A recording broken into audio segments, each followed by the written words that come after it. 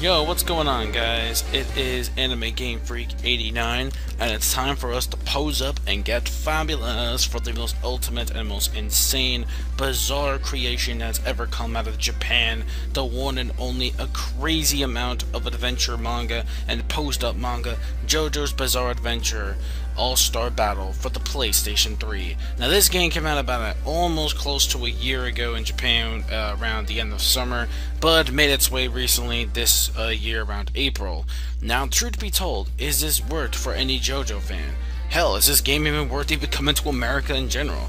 Well, there's only one way to find out. I'm about to give you my full-edged review of JoJo's Bizarre Adventure All-Star Battle for the PlayStation 3. It's time to pose up, and we will begin with this manly glitterness of fabulous, amazing, manly, crazed up pose. Yeah, you know what, you pretty much get the point. Let's just move on with the actual gameplay. Now, when it comes to the gameplay of JoJo's Bizarre Adventure, you can clearly see there was a resemblance. I can't believe I screwed that up. Resemblance between this game and Super Street Fighter 4 that was released on the PlayStation 3 as well, as long as 360. But yes, you can clearly tell that this game is pretty much dedicated to the 2D hardcore. Well, okay, it's not 2D, but you know, regular, casual, or just typical one-on-one, blow-from-blow, toe-to-toe fighting games. It's pretty much dedicated to that. When it comes to CyberConnect 2, they're pretty much known for Naruto/Naruto Shippuden games when it comes from the actual company, and those are pretty much notorious of some of them being pretty fun, but at the end of the day, they're just fun, casual type fighting games that really you don't really need a lot of hardcore combos to actually become a master at the game. To be honest with you, can be completely honest. I know I'm going to get a lot of haters, but when it comes to JoJo's All-Star Battle, the battle system is quite different from those games. In fact, it's even different from Asora's Wrath. There's no quick time event, there's no one button move, there's any of that. Basically, it's not a very simple fighter here. This type of fighting game, let me hide the volume. This type of fighting game is pretty much not your typical one. In fact, as the title says, it's actually more of a bizarre title. Basically, there's a whole variety of combos you can do with your characters, from choosing people, which is known as Ripple users, and we also have stance users. The Ripple users are pretty much the very first ones that started before the whole stance thing. It pretty much is like a sign of like some physical energy with something that you can combine to actually make that power into your own. I mean, hey, this came out before Fullbring, so Bleach can go screw itself for that, because obviously this came out way before Fullbring, and it's more explained better. Anyways, I'm not really going to get too much into the story. I'm just basically about to tell you guys about pretty much the characters and what you do. You get different types of characters, like your vampire type characters, which only Dio. You get your stance users, your Ripple users, and yeah, that's pretty much when it comes to it. Pretty much, I mean, I think that's pretty much the type of characters. Oh, and the Pillarmen, of course. I forgot about the Pillarmen. When it comes to the Egyptians, you also have them as well to play with. So there's a variety of characters here you can play. Tons of great fun here. So I will say, you know, you got your good variety of characters, even though in my personal opinion they could have added a lot more, especially added into the story when it comes to the later parts. Speaking of when it comes to JoJo's story, when it comes to the rest of the stuff, it really does not do the story any justice whatsoever. It does not do anything whatsoever to represent itself as being like, you know, from the later parts of the series. The first 3 parts or 4 parts, whatever, aren't so bad. They're not really done so bad. It's just when you get up to part 6 and beyond is where things really start to screw up. And really, they don't really follow the story as much. So that is kind of pretty a shame that they could have done that. The next thing here is that, I really wish, is that, they could have added more characters that relate to the storyline. The campaign mode, I will say, is, you know, I'll actually just show you, you know, like the options and like what you have here pretty much real quick. So pretty much you have your little options menu here. You have story, campaign, versus, practice, custom, gallery, and options. Campaign mode in this game, I will say, is, campaign mode is not even worth it. I'm sorry. No matter how much DLC you could cram into it, it's really bad. It really is. Campaign mode is pretty bad because when it comes to actually you earning real life money in the actual game itself, guess what? You're pretty much not even going to be coming close to actually using the gold money that you earned in the actual storyline to actually use it in the actual campaign mode. Instead, you have to use real life money to buy the items that you need to complete some of the ways to complete some of the missions in campaign mode, and it's freaking retarded. Now, it's pretty bad when you have to actually consider yourself that you're paying for all these simple little items you could just buy simply with the gold, which I think is just complete horseshit. In my personal opinion, they really should have thought this through when it comes to campaign mode.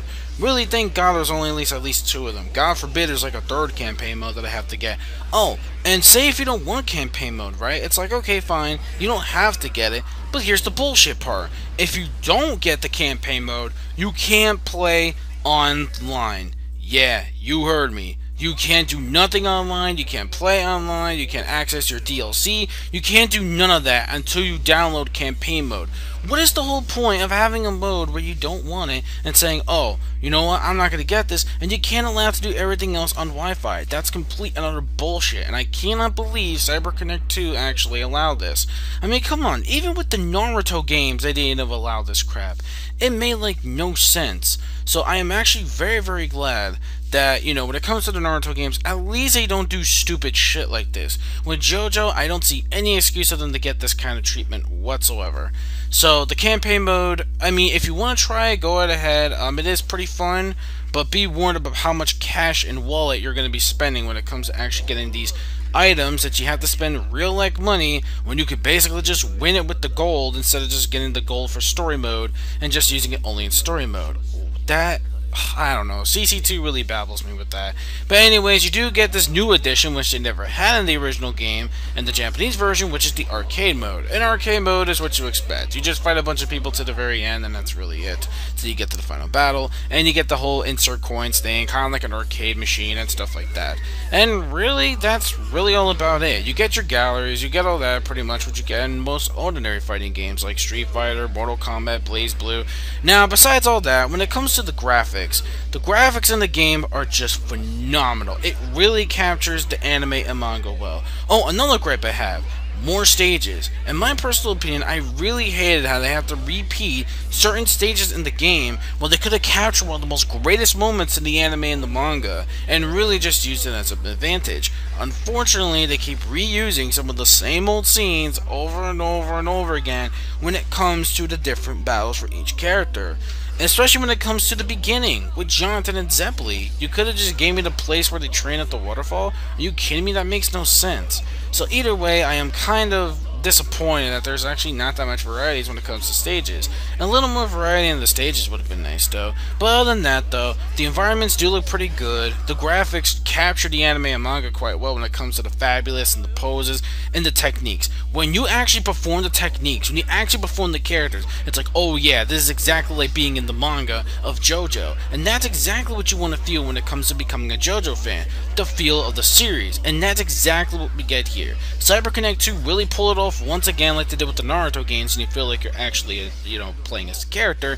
Same goes here with All-Star Battle, where it kind of feels like you're playing as a certain character from the series, using their special moves, techniques, quotes, etc, etc. So overall, CyberConnect 2 once again really nailed it on the spot, and I'm really glad they chose the whole Street Fighter type style instead of their typical Storm style that they usually use for their games. So overall, yeah, that's what I gotta say about it. Now, finally, for the main thing, which is, well, there's no dub and sub. Basically, this game is only in Japanese audio. There's no English dub. Not gonna get too much points for that. I'm pretty much used to it when it comes to these import games nowadays being translated. I pretty much get the fact that they're probably not gonna be able to license dub it because it'll be really hard, and especially because of the money cost, and depending if people actually know this series quite well outside from the internet. So overall, yeah, you know, the whole dub thing doesn't really bother me much. Now it's time to finally give the verdict. Is this game truly worth it for fighting game fans and JoJo fans alike in general? Yes, I would say so, definitely. If you're a big fan of JoJo, and if you love fighting games, you're definitely going to have a really great time and variety here. I will warn you though, with the incredibly expensive and stupid cheap ways of the campaign mode, And basically, when it comes to stage varieties, you're gonna get quite annoyed when it comes to the story mode stage variety stuff. Oh, and not to mention with this whole thing where it's like, it's nothing but a bunch of text, and you have to read the story mode. Oh yeah, another gripe. Okay, one more, I swear to God. This will be the last gripe. Only but text. No voice acting until the very beginning and the end of each arc. What? Basically, you have to read this on your own with no special cutscenes, no nothing, yada yada yada. I mean, maybe this is the first of its time. Maybe this is the first of experiment. Maybe, just maybe, if they make a sequel, they can make it as good as the Storm games. They can give us those epic cutscenes, make it feel more like it, give us some great voice acting, give us some great stages and stuff like that. If this game could do so well to make a sequel, then by all means, we'll probably have all that. But if not, then I think we're just going to basically have to get what we get and don't get upset. Okay, so overall this game, if you're a big hardcore fighting game fan and you really love the JoJo's Bizarre Adventure series, by all means pick it up. But if you're not a JoJo's Bizarre Adventure fan and you're more into a really awesome hardcore fighter, this is definitely the game for you. Otherwise, if you don't like fighting games in general, of course, you better not skip it. However, though, I will say I do give this game a recommendation. I do recommend to try it out. Try the demo first before buying it. There is a demo that you can actually try before buying the game. And that or is so sweet, by the way. So, yeah, definitely try the demo first. If you like it, you like it. If you don't, well, then that's perfectly fine, too. So, overall, my final score when it comes to this game overall, with some gripes here and there when it comes especially with the story mode, and especially with the campaign, I will still say it's a very awesome JoJo's Bizarre Adventure game. So good, in fact, that I will give this game an 8 out of 10. Definitely, it's still a really great game, and definitely you guys should check it out. I could have given this game like an 8.5, but I think that's kind of pushing it. So you know what, an 8 out of 10 will definitely have to do for this kind of game. So overall, a good plus game. It's pretty good, and actually no, it's actually a pretty good game. In fact, a very good fighter. Definitely worth checking out. So overall, final score, 8 out of 10, is my final verdict when it comes to All-Star Battle. Thank you for watching. Hopefully you guys enjoyed my review. Hopefully I can try to get to One Piece Romance done pretty soon for 3DS. And there was another game I was supposed to review too. Oh yeah, Kirby's Triple Deluxe.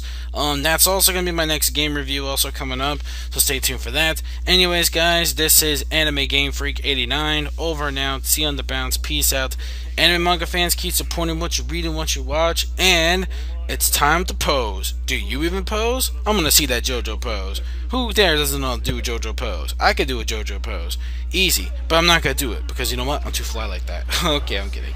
Anyways, guys, that's really it. So, oh yeah, video gamers, remember, no game is ever impossible. So, yeah, see you guys for my next future upcoming game review, or whatever game-related video I actually decide to do. Anyways, peace.